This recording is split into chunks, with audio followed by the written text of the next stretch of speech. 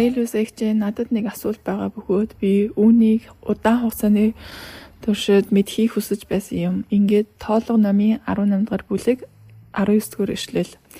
Эзэн Израилийн хөвгүүдийн өргөдөг ариун бэлгүүдийн бүх хандвийг би чамд болон чамтай хамт чиний хөвгүүд огтод мөнхийн хувь ногдол болгон өгсөн. Энэ нь чамд болон чамтай хамт чиний үр удамд өгөх эзний өмнөх мөнхийн давсан гэрээ болоо гэв. Марилус эгчээ та бидэнд давсан гэрээ гэж юу болохыг тайлбарлаж өгөөч. Хариулт: Бурхан эрт дээр үеэс Мосед хандан хүмүүс өргөл өргөхдөө түүнийгээ давслах ёстой гэж зааж өгсөн. Тэд бүх өргөлдөө давс нэмэх ёстой байсан. Эзэн Мосед эдгээр тушаалуудыг өгөхдөө хууль дүрмийн заахта амлалт өгсөн бөгөөд энэ амлалт нь давсны гэрээ байв. Энд дуулууртай байдал маш чухал үүрэг гүйцэгддэг.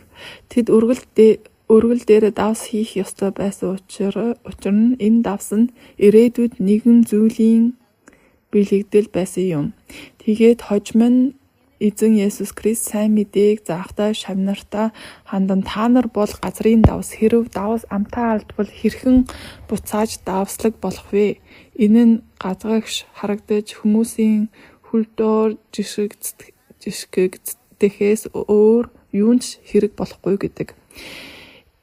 Эзэн та нар бол газрын давс гэж хэлсэн нь та нар хоолнд амт оруулагч гэж хэлсэнтэй адил юм.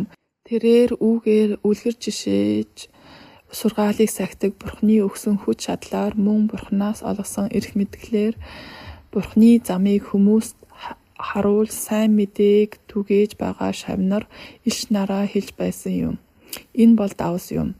Тэд газрын давс байсан. Тэгээд энэ давс нь Бурхны Мосед хэлсэн бүх өргөл амьтан бүрт хийх ёстой байсан. Энэ давс нь үүний бэлэгдэл юм. Учир нь эзэн ирээдүйг харж байсан. Энэ давс нь гэрчлэл, сургаал, Бурхны мэдлэг, Бурхны хүчийг илэрхийлж байгаа юм. Хэрэв хүн Бурханаас хүч авсан бол тэр хүн давслагдсан гэсэн үг. Энэ нь сайн давс гэсэн үг юм. Дэлхийн зарим газар давсыг муу ёрийн бэлэгдэл гэж үздэгч бидний хувьд энэ нь тийм биш. Бид хэлэхдээ эзэн минь би их давстай байхыг хүсэж байна. Учир нь би амталмаар байна. Би таны бидэнд өгдөг зүйлийг олон хүнд хуваалцмаар байна гэдэг. Энэ амт, энэ давс нь Бурхны хүчийг илэрхийлж байгаа юм. Энэ бол давсны утга учир юм.